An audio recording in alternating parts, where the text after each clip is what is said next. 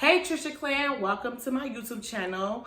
If you do not know who I am, I'm Jody Trisha, and then don't forget to like, comment, subscribe, and share this video if you like what you saw. In this video today, I'm going to share with you guys about 12 tips that all new naturalistas should follow for them to have an awesome hair journey. Without any further ado, let's get into this video. But I just need you like me. I'm talking the good, the bad, the ugly. Remember back in '02 when I was in school and acting a fool. My soul got saved, my debt had been paid, but still like. All right, so with me, I've been natural for about 4 years, and my hair, the shrinkage is real, and my hair is about bra strap to shoulder length. And for me, I feel like if you're gonna be a new naturalista and you're also gonna be looking into YouTube videos, that you should have some tips, right? So let's get into it.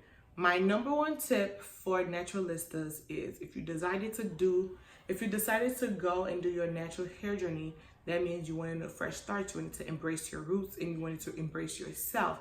So my number one rule is to embrace your natural hair. Yeah, at first it's a little difficult, but if you decided to do the big chop or you were transitioning to cut it off, you wanted to embrace it in the first place. So don't hide and cop out from it and do something else, but learn to love your hair and embrace this fro or your hair texture. Number two is when you're do the big chop, number two, then the second one is to twist your hair in smaller sections, especially if you are a new naturalista to where like you did a big chop or you have like a mini fro. It's not quite a fade, but it's something quite short, and you want to have nice bum defined twist outs. You will see that when you find bigger channels or bigger YouTubers that their hair is a pretty decent length, even if they have your hair texture, their hair is longer than yours or things like that, and they're doing bigger chunks, bigger chunky twists and things like that. But for you, because you just started your hair journey and your hair is quite short, you can't do big sections. You have to do smaller sections, because the smaller your hair is, the more defined your curls are gonna be when they're short. That's number two, to twist your hair in smaller section. Number three, try different hairstyles to see what you like, because a lot of the times we go natural and it's like the thing, I don't know what to do with my hair. There's plenty of things that you can do with your hair. So you have to try different hairstyles to see what works for you, because what worked for one YouTuber may not work for you. What worked for one person may not work for you. Even, and which is gonna lead to my fourth point about when you're looking for videos on YouTube, look with caution. What I mean by that is that, like what I said before, what worked for somebody else may not work for you. So you're looking at the YouTube videos, you see styles that you would like to achieve, or you see a style on somebody that you want and you look for it up and things like that. Remember that that YouTuber may not have the exact same hair texture and the porosity level and things and so forth that you're gonna have. So you have to look at the video, see that you want to achieve that video, attempt to achieve it. And then if you don't like it, don't quit their hairstyle. Kind of like pin your hair up in different sections. See what works for you, because you're also learning the frame of your face. See what type of hairstyle that looks good with your face and things like that. Play around with it. Don't just give up on it and just quit. Just do some pins and stuff like that and move around, and then you'll see. So that's what I mean by look with caution, because everything may not work the way you think it's gonna work. And guess what? Sometimes when you think it's the worst twist out ever, that's when you go out into the world and people are giving you plenty of compliments. So yeah, look with caution. Number five, moisturize, moisturize, moisturize. With moisturizing, this is where I feel like a lot of people go wrong. Moisturizing is not oiling your hair. Oil is not a moisturizer. It is a sealer. For you to moisturize your hair, it's like you need a cream base that has water and things and so forth for it to give it the moisture. It's like when you're lotioning up your body.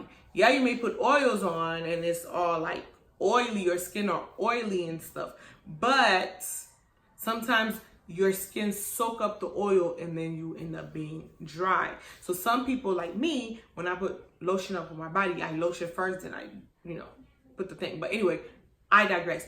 But when you're going to moisturize your hair, you can moisturize your hair with water. You could have leave-in conditioner to put in there to keep the moisture of your hair, because when your hair is juicy and wet, you get more defined curls because of that. So moisturize your hair with those. You can moisturize your hair with aloe vera juice. They sell them at Walmart for about like $6 something, depending on where you live. And also you have to use a cream. Remember that oils and butter are what you use to seal in that moisture. So after you moisturize your hair, then you can go and get some oil, olive oil, jojoba oil, or the different types of avocado oil and all those things, coconut oil and stuff. And you can go ahead, after you put the moisture, you go with the oil to lock that moisture in so that your hair can hold that moisture and not get dry and brittle real quick. Number 6, deep condition your hair often. Me, as I got into having my second child, I haven't been doing this very much, and I can tell the difference with my hair. When you deep condition your hair will strengthen, because when you deep condition, you do it for about 20 to 30 minutes and it sits there and soak. And some people sit under a hair dryer so that moisture can really go in, sip into your scalp and everything, so that your hair can soften, because the more you deep condition your hair, the softer your hair will get. So yeah, deep condition your hair often. Some people do it every week. I do mine twice a month. So yeah, twice a month. So every other week I'll do a deep condition. When you're washing your hair, which is number 7, section your hair to wash it. I have 4A, 4B type hair. My hair doesn't get tangled as much, but my daughter has 4C hair. And if anybody watching knows about that 4C life, they know what I'm talking about. My daughter's hair gets very tangled and things like that. So if I don't section her hair and shampoo it in sections, then it's like I will pre-poo her hair and detangle her hair to loosen it up and everything. But when I wash her hair again, if I'm just doing this, then it's just like you're matting the hair all over again. While in sections, you're more going like this, and then you scratch your scalp, and then you massage the shampoo and things and so forth. So yeah, sections works for you, especially if you have 4C, is really good. Number 8, trim your hair. I would say trim your hair at least 2 to 3 times a year, because you want your hair to grow.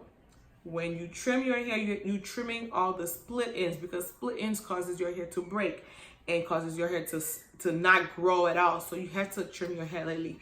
Speaking of trimming, I actually need to go for one, because I haven't been to one for a while. So you have to trim your hair often. And a lot of people think trimming your hair, no, I'm cutting it. It's good to clip your ends, because you want your hair to be healthy. When you have split ends, your hair is not healthy, because now you have a piece of hair like this and it's stripping up here, and then it's stripping up there. So then like there's different places where it's like there's a line that is become fine, and you need to cut that off in order for it to be healthy hair and not brittle hair, because there is no life to that part of your hair. So number 9 is to do protective styling.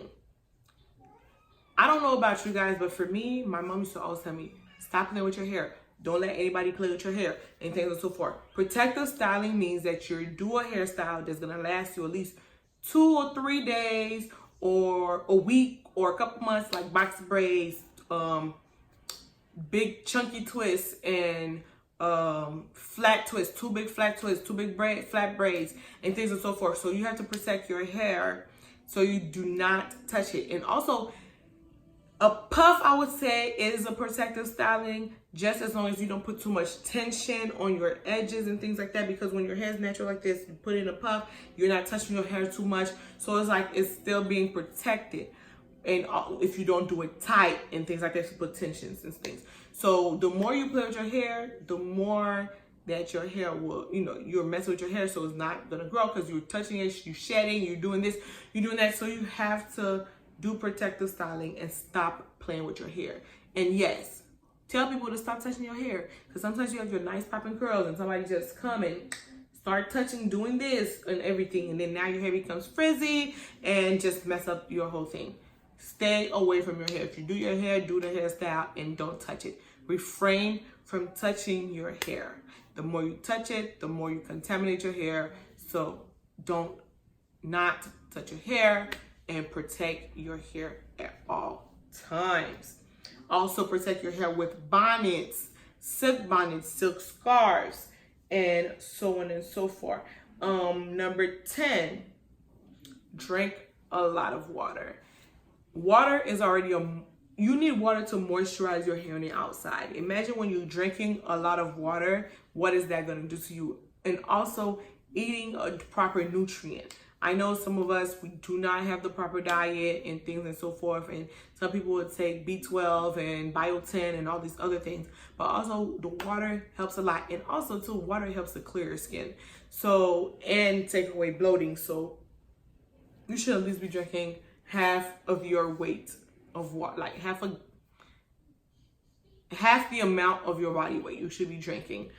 And last but not least, your hands, wide tooth comb, and denim brushes are your friend, especially your fingers. Your fingers are your best friend, because sometimes you are trying to detangle your hair. It's best, if you don't already know, you start from the ends, detangle from the ends to the roots.